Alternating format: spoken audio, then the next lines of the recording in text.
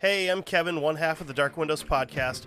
Join myself and my co-host Kevin every week when we bring you an episode ranging anywhere from aliens to war crimes, cryptids to history, and some of the craziest monsters on 2 and 4 legs. We have well over 200 episodes available wherever quality podcasts are sold. We also have a Patreon where we're closing in on 100 episodes. New episodes drop every Friday morning, and just remember that little E next to the description means we're probably not for everybody. Just because you can't see out into the dark doesn't mean the dark can't see into you.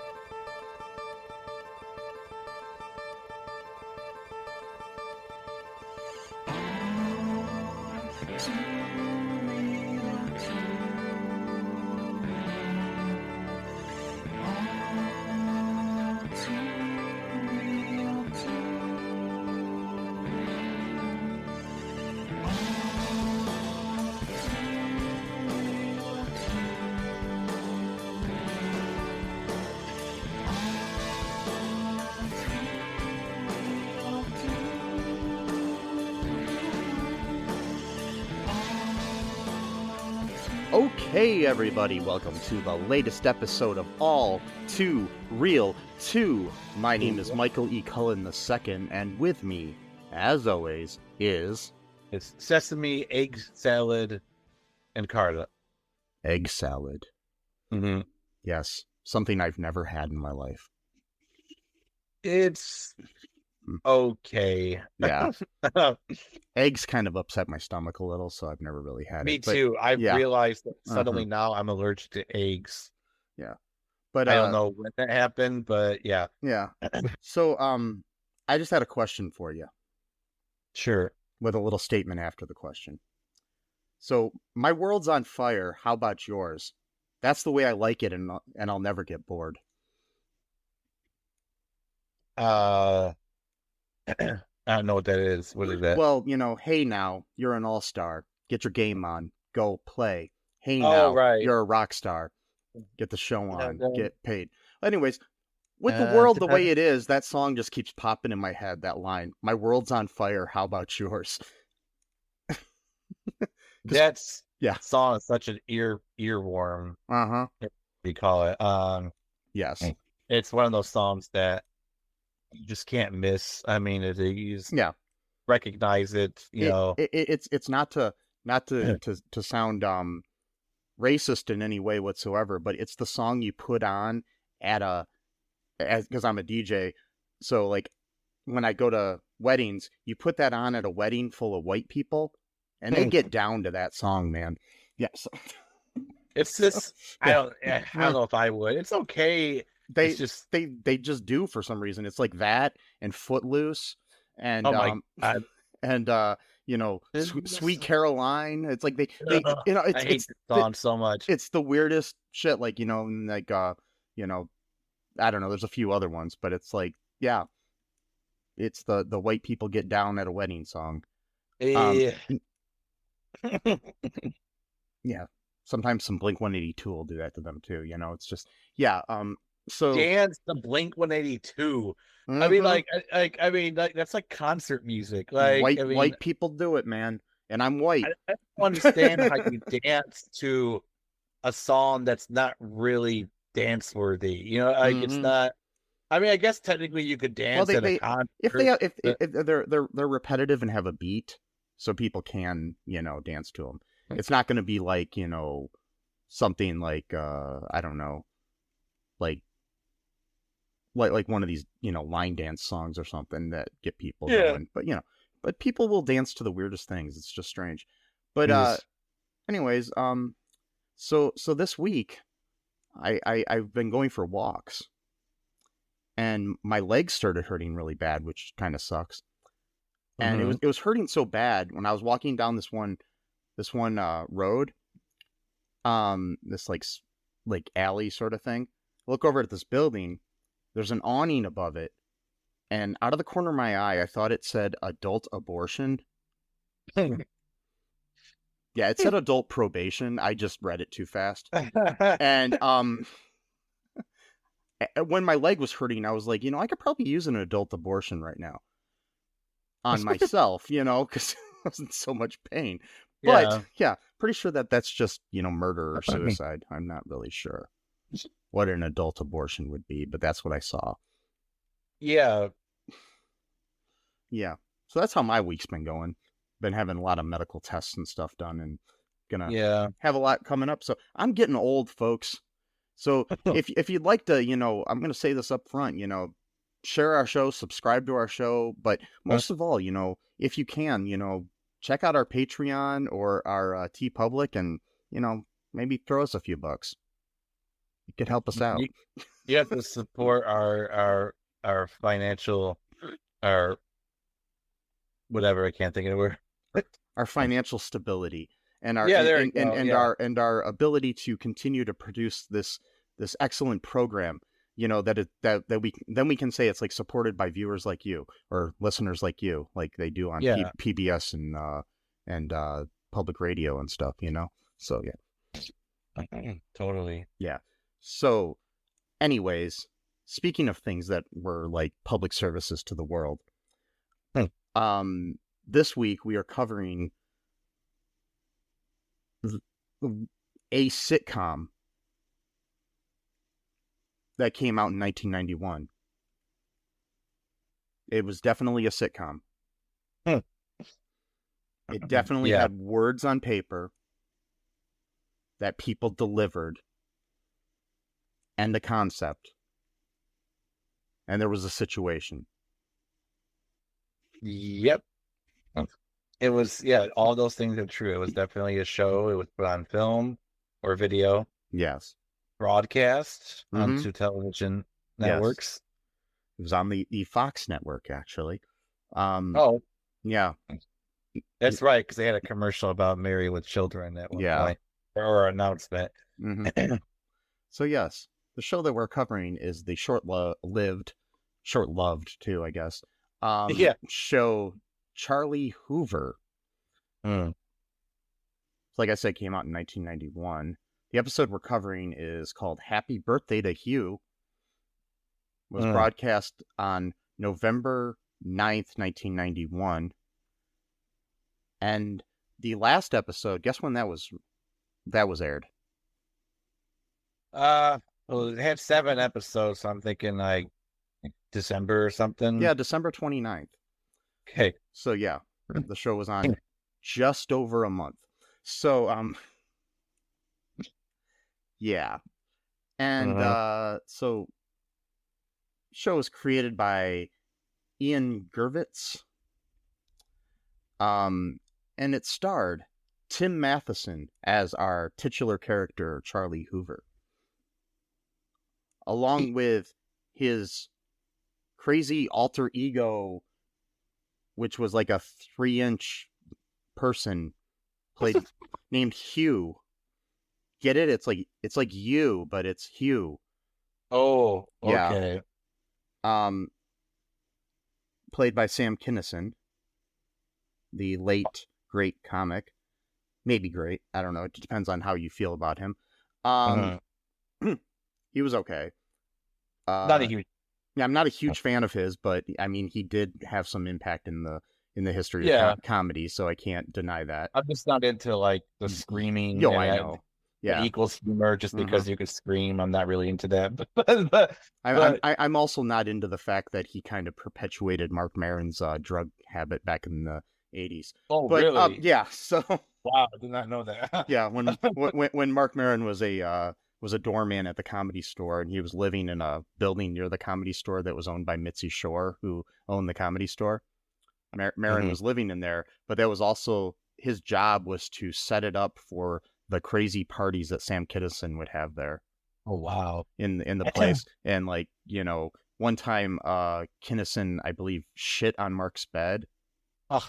Yeah, stuff like that. So, yeah. Go back and listen to the early episodes of WTF or anything like that, and I'm sure you'll anybody that's listening, you'll get some good stories about that. But also, we have in this episode Kevin McCarthy, not the Speaker of the House. No, not that. No, but the actor Kevin McCarthy. Yeah, that would be a weird show. I know. Kevin McCarthy, the Speaker of the House, yes, with Sam Kinison as his alter ego. Yeah, that would actually be an interesting show. Tim Matheson was the Charlie Hoover. Kevin McCarthy was Mr. Culbertson, his boss. So okay, yeah. Oh, the guy looked familiar. The dude who played Charlie, isn't he the guy that was in Evil, like the Satanist? Oh yeah, he's in Evil. Tim Matheson. He's been in a million things. Okay. Yeah, he was in. One of my favorite performances of his was where he played the supposed ex-husband of Carol Brady in a Very Brady sequel. That's right. And yeah. my favorite line is he's like, "I'm tripping with the Bradys." So, yeah, I remember that. Yeah. So yeah, he's been in a lot of things. He's been, he was in like I believe The Last Picture Show, West Wing, National Lampoon's Animal House, a lot of classics. So yeah. Yeah. Anyways, that's our major cast. We do have like the family played. His son is played by Michael Manasseri, who people might know from the Weird Science TV show. You had Lucy Webb as Helen Hoover, his wife, and Leslie Kendall Dye as Emily Hoover, his daughter. And then his assistant Doris is played by Julie Hayden. So yeah, that's our main cast, really. So yeah, I didn't see, like, in future episodes we have a former guest of our podcast, Stuart Pankin. We didn't get to these episodes, obviously. Oh, okay. He's in an episode. We also have Bill Maher in 4 episodes for some reason. A young Bill Maher, Oh, Sandy Hellberg, who is from Toledo, in some episodes, in one episode. Yeah, interesting group of guest stars there. So yeah. So anyways, initial thoughts on this thing we watched. I really did not like it. I was kind of bored. Yeah. I had to basically meditate while watching it just to let the time go by a little bit quicker. Yeah. But yeah, I wasn't. I got to the point halfway through watching it where I was playing a game on my phone. So yeah, it just I don't know. It was boring. It wasn't. Oh god, yawning just from talking about it. Yeah, there wasn't a lot going on. It was just whatever. Yeah, it was a typical Fox early '90s sitcom. I'm sure. Yeah, I'm sure. But you mentioned Married with Children. Prior to this, Sam Kinison had played, I believe, like an angel, sort of on a like It's a Wonderful Life sort of episode of Married with Children. And I bet you anything that's what gave them the idea to make this show. Yeah, well, I mean, it would have to be.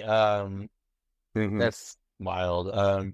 Yeah, and like the creator of the show, Ian Gervitz, he wrote on shows like, let's see here.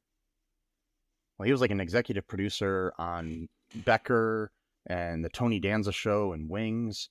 Some decent sitcoms there. Yeah, Becker is awesome. Becker. I love Becker. He surprisingly did not write on Married with Children at all, but he wrote for Wonder Years, Get a Life with Chris Elliott, which is a good show. Frasier, Wings, Tony Danza, Becker, different things like that. So yeah, I don't even remember the Tony Danza show. It was a short-lived show too. It was only like one season. Yeah, 1 or 2 seasons. Yeah. 14 episodes, so like 1 season. Oh, okay. So yeah. So we should get the premise out of the way first, maybe. Okay. Yeah. So the basic premise of this is Tim Matheson as Charlie Hoover is like this middle management guy at a job that I don't know what the fuck he does, because they never really... He works at an office. Yeah, he's got his own office. Yeah. I guess he probably works in the higher echelons of it, I guess, or something like that. Yeah, and he's wanted a promotion for a while. But on his 40th birthday, he all of a sudden gets this alter ego kind of voice in his head, kind of like a devil on your shoulder sort of thing of Sam Kinison as Hugh. Basically telling him that, he needs to basically not be such a pussy in the world, no offense. Yeah. Well, yeah, I mean, it's pretty much what he would say if they allowed. Yeah, that. It was the cleaned up version of that for Sam Kinison. Yeah. Yeah. The whole thing too, like an alter ego to me is like different than like a seeing a miniature. Like to me, an alter ego is like it's just like a different part of your personality. It's not like they it's not like you're hearing a voice telling you to do something. It's just like different part of you, like. But whatever, that's nitpicking, I guess. But yeah, I mean, this was right around the same time that Fox had the show Herman's Head, too. Oh. So that, which I really liked. But that's like this concept kind of done in a better way. Or in the future, like the WB had was like Unhappily Ever After or something, with Bobcat Goldthwait playing the voice of like this bunny rabbit that was like the main guy's like conscience or whatever. Wow. Yeah, so it was kind of the same concept except for it was a puppet bunny rabbit. Wow. Yeah, it was like a middle-aged guy who just, yeah, Nikki Cox and some other people were in that show. It was a decent show, but it was created by some of the same people that created Married with Children. Weird concept for a show, don't get me wrong, but yeah, totally. Yeah. Oh man. But it was kind of like basically that show was basically like Married with Children with a bunny puppet added in there, and you switched the personalities of the kids. The boy was the dumb one and the girl was the smart one. So yeah. So all right, guess we can go into the plot here.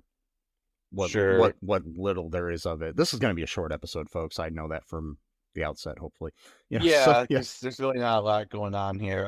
So yeah, basically what happens here. Excuse me. So it's his 40th birthday. He's basically having like a midlife crisis because he wants to get promoted at his corporate job, which we don't know what it is. And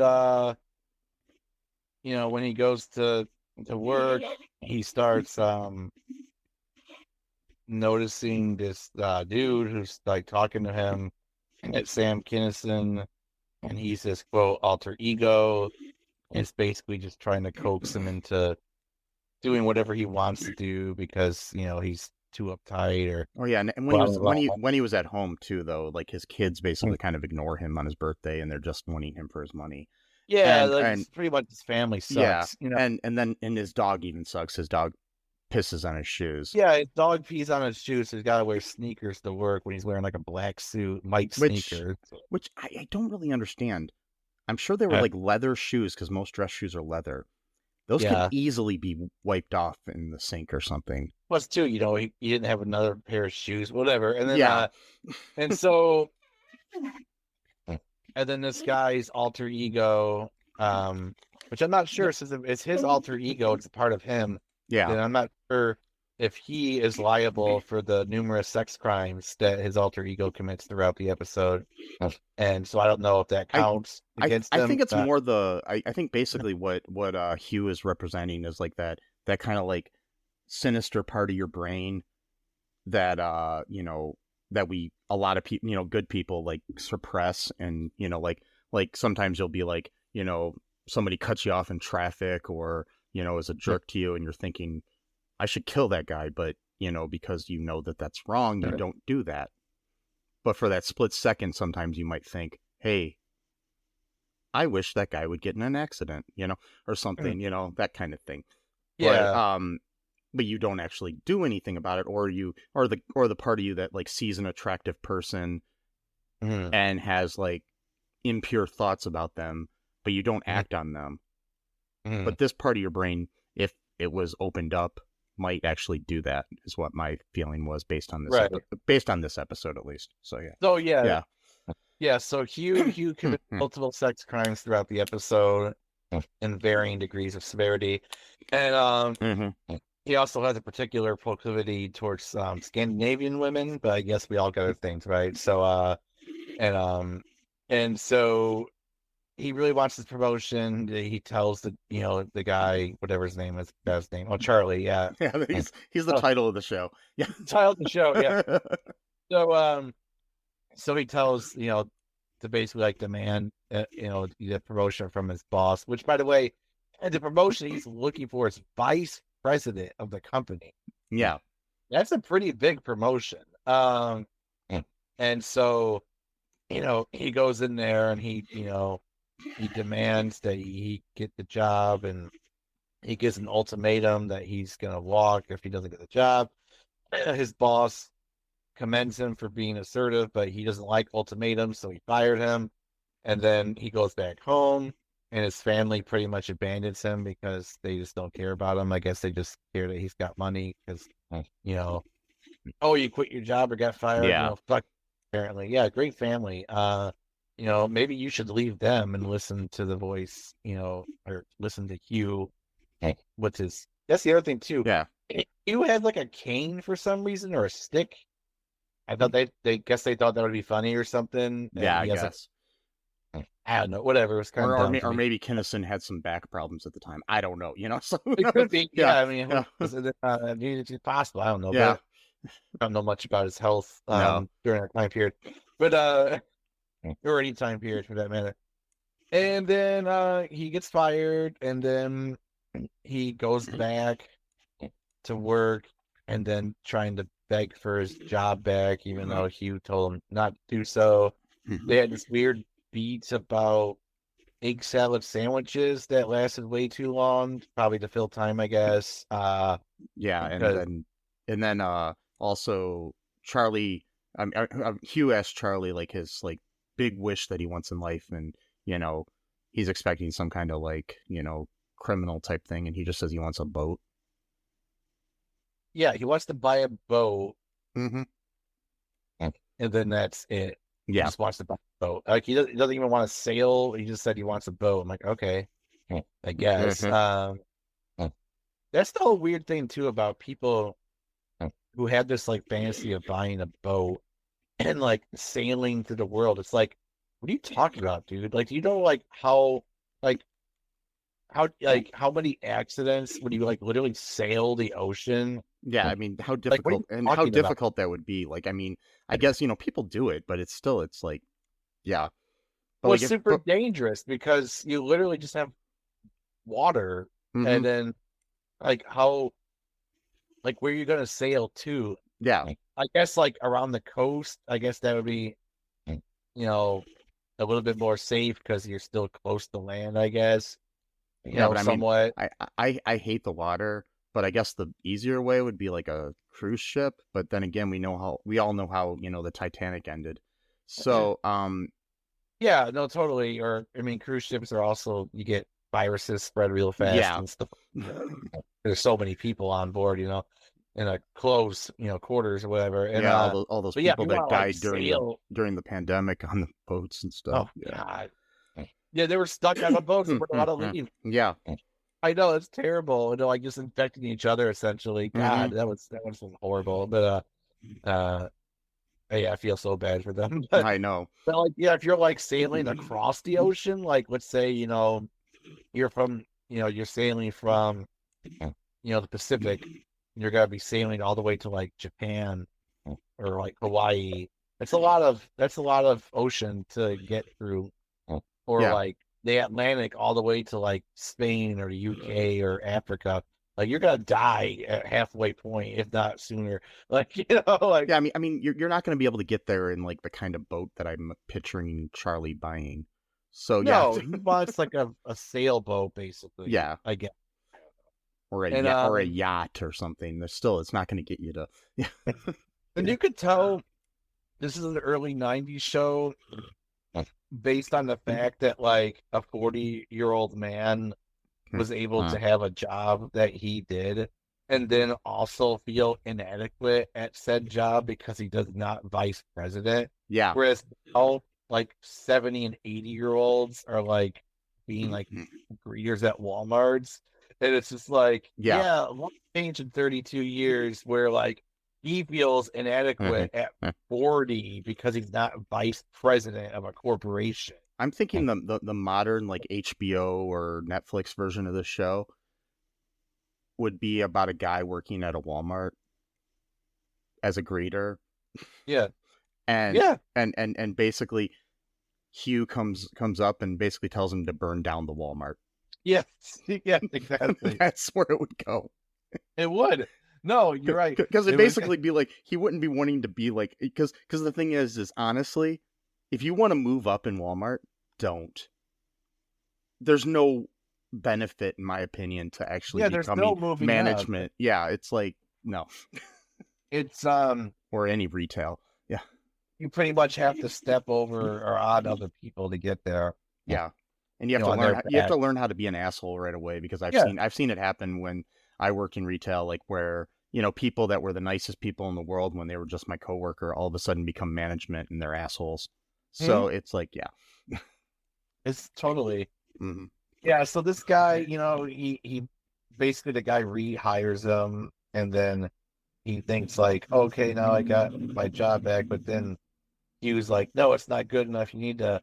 And at one point, Hugh commits another sex crime, because he'd already committed various ones of varying severity, where he's got binoculars, and he's like looking down against Scandinavian women that he's got a special fetish for, I guess. See, and that's the other thing. In 90s sitcoms, there was always somebody attractive getting naked in another building, unless it's Friends, where you had the fat naked guy or whatever. Yeah. Yeah. Yeah, it was always, and then at one point, he's looking up the skirt of Charlie's assistant. Yeah. Assistant, who apparently she's got like a crush on or a thing for, I guess, and that was the whole thing with that. Yeah, I'm sure that would go somewhere in the other episodes that I'm not going to watch. Yeah, because at one point you're like, yeah, I'm not going to watch them either. No, I'm not going to watch 6 extra episodes. Yeah, but if anybody listening to this and they watched the first one, the link that I'm going to share with people, if they contact me to get a link to it, and the place you can watch this is on YouTube. Somebody uploaded one video that has all 7 episodes. See the entire series of one video. Mm-hmm. Yes. Mm-hmm. It's not even time stamped, so you can't even.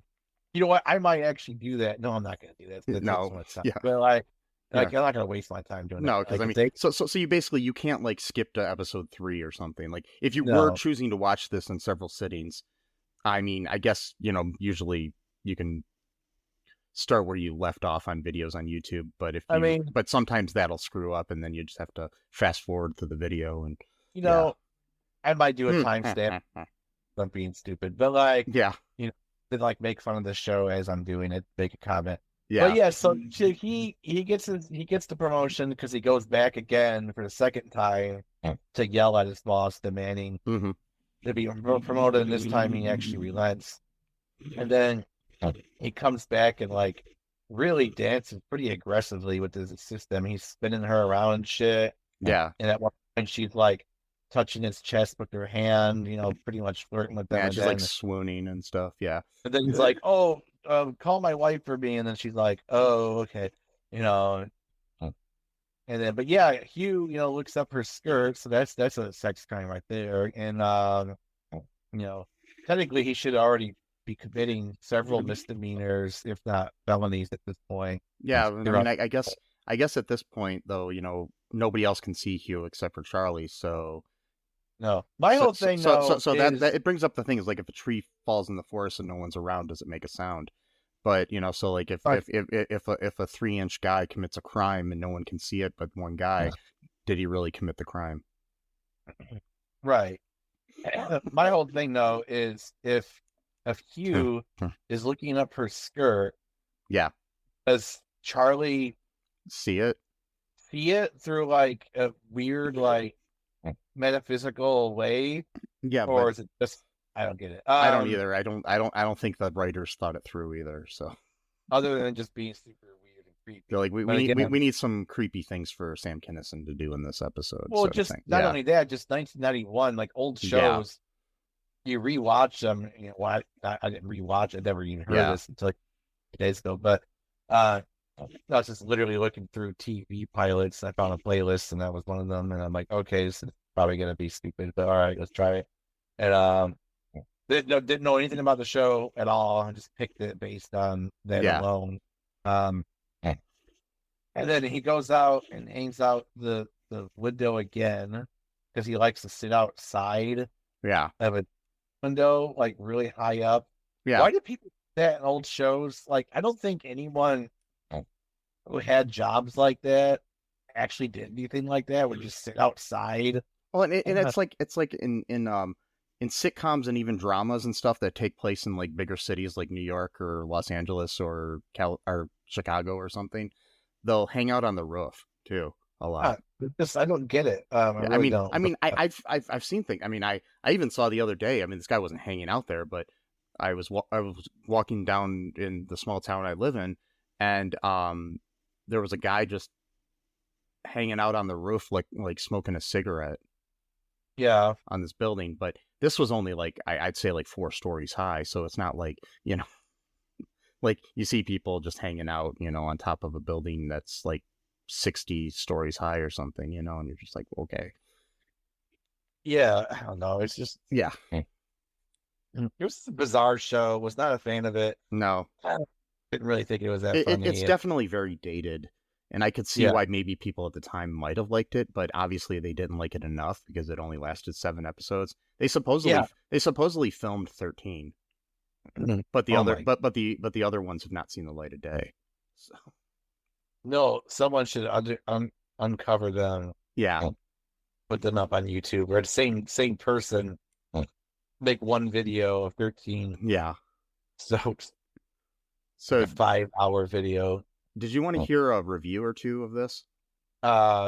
Sure. Okay, so here is one from the Internet Movie Database. This is from so far back it doesn't have a rating. It's just a review. You know, it doesn't have a star rating. Oh, wow. It's from 2003, March 16th. So, you know, right before St. Patrick's Day. So back in the day, all of our reviews were all from around the holidays. So, yeah, yeah, I've noticed that. Yeah, yeah. It's really interesting. I think it's because they just got free time and they're looking for weird things to watch or whatever. And their headline for this is somebody named the Nexus One. Their headline is "A True Comedy That Never Got the Chance to Fly." Charlie Hoover was the awarding accomplishment of Sam Kinison. That sentence doesn't make any sense. Okay. After fighting addictions with drugs and alcohol, he redefined himself and put his life back in order. Due to his wild lifestyle, it wasn't until 1991 that Kinison was finally able to get a network to back him in a show. Finally, after going the distance, Fox put Sam Kinison in Charlie Hoover. He played the deep inner voice of Tim Matheson's character Charlie, who was pushed around in life. Kinison was portrayed as a 3-inch tall figment of Charlie's depressed and downtrodden psyche. It was pure chemistry as Sam played the part to the letter. He was that inner voice screaming for bloody vengeance in a comedic way, pushing Charlie to stand up for himself against his coworkers and especially his mother-in-law. I guess that happens in future episodes. The power of the series was cut short tragically when Sam Kinison was killed in an auto accident. They're remembering it wrong because Sam wasn't killed until 92 and the show ended in 91. Anyways, oh wow. Yeah, so was killed in an auto accident, which many would call vehicular homicide. He gave so much to the comedy world, shaping the way stand-up comedians perform uncensored. This was a great show, and I can only hope that it will be placed on DVD to be seen by new generations who didn't grow up hearing Sam's distinctive scream. Yeah. Hey. No. Yeah, because like Sam, I'm just gonna make sure on this. He died April 10th of 1992. Okay. So the show was already canceled by then. Yeah. So yeah. So yeah, So your timeline. his death had nothing to do with the cancellation of the show. So Maybe he just wants to believe it did because he liked so much. and if the show was doing well, at that time Fox would retool things a lot.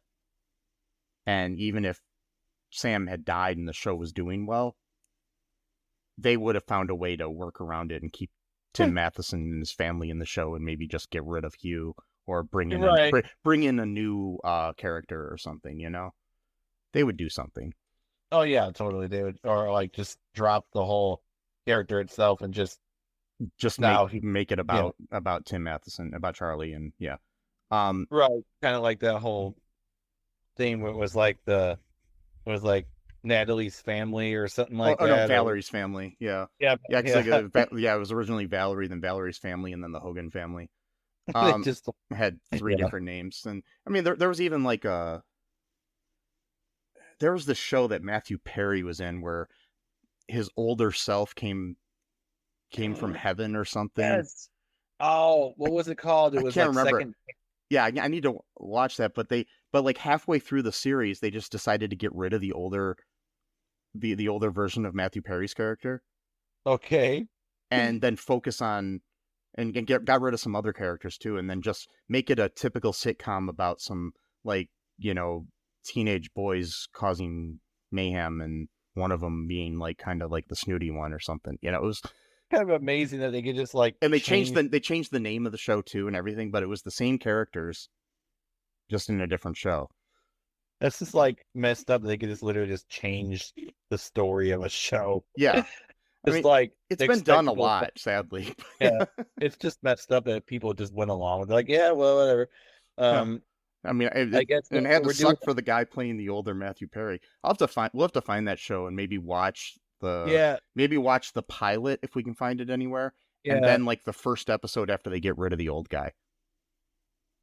Right. So, yeah, I remember sharing a link to it once just because of the theme song. Or I was like, oh my god, Matthew Perry was like in the show and he was like really young, like super young, like probably like 20 years old or something like that, or even younger. And it was called Second Chance. Yeah, it was Second Chance.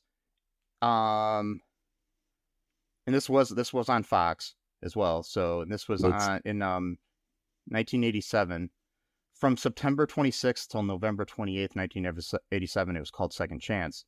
The series was then revamped under the new title Boys Will Be Boys, and ran in a new format from January 16th to May 14th of 1988. So, yeah. And then he was in Friends starting 1994. Yeah. I think he did another show or two in between, too, or something. But yeah, it's, just really weird that they just decide to change the whole concept of the show. Yeah, it's just like, it's super bizarre. I guess it's better than Matt LeBlanc's early career doing a Heinz ketchup commercial. He was also, sorry, we're going off on a tangent here, people. Yeah, but that's fine. He was also on a Fox show. Oh my god! That was really? A spin-off of Married with Children. It was called Top of the Heap. Interesting. And here's another thing. So it focused on there was like these two minor Married with Children characters that he and Joseph Bologna played. They were a father and son who had like all these like get rich schemes that they would do and stuff like that. So for 7 episodes, that's what the show was about. And then they decided to retool the show and call it Vinny and Bobby, get rid of the dad, and focus on Vinny, who was Matt LeBlanc's character, and his friend Bobby. Okay. Yeah, and basically it was set in Chicago. The series centers on Vinny, a construction worker, and his roommate Bobby, who share the same apartment. And it was kind of like a, maybe early precursor to something like Friends or sort of stuff. And it had Joey Lauren Adams and Fred Stoller and other people in it. But yeah, it was another one of those shows that they just halfway through decided to change the concept. So it's been done. It's been done several times. So. Yeah. Anyways, I don't think I'm gonna read any more reviews. Any final thoughts here on Charlie Hoover? Nope. No thoughts. Yeah. None. Well, I have the thought that it was one of the shows that we've watched for this podcast. Yes, that's accurate. Of all of the shows we've watched for this podcast, this was one of them. That's an accurate assessment. And of all of the shows we've watched for this podcast, this one had people in it. Yes. And that's about how I feel about that. Yes. Yes. You are correct. Mm-hmm. Anyways, folks, be safe out there. A lot of weird shit going on in the world right now. Every day it feels like it's one of these like science fiction movies or something going on. Mm-hmm. You never know. I mean, we can be happy that Pat Robertson died recently and is probably hanging out with Jerry Falwell in hell. And being punished by Beelzebub or something, and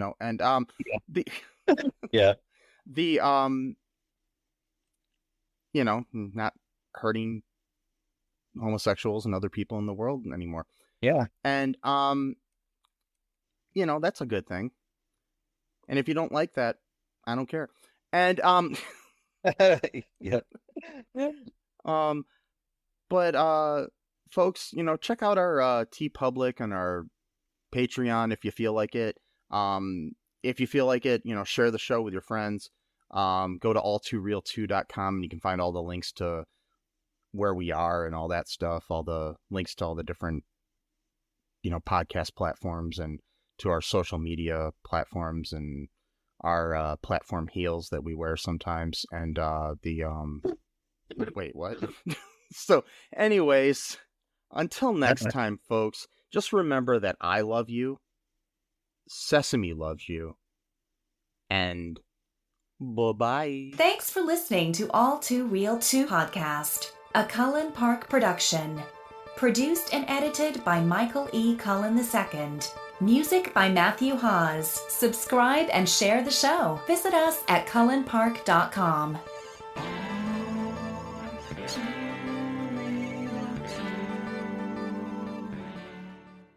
Hey, I'm Kevin, one half of the Dark Windows podcast. Join myself and my co-host Kevin every week when we bring you an episode ranging anywhere from aliens to war crimes, cryptids to history, and some of the craziest monsters on 2 and 4 legs. We have well over 200 episodes available wherever quality podcasts are sold. We also have a Patreon where we're closing in on 100 episodes. New episodes drop every Friday morning, and just remember that little E next to the description means we're probably not for everybody. Just because you can't see out into the dark doesn't mean the dark can't see into you.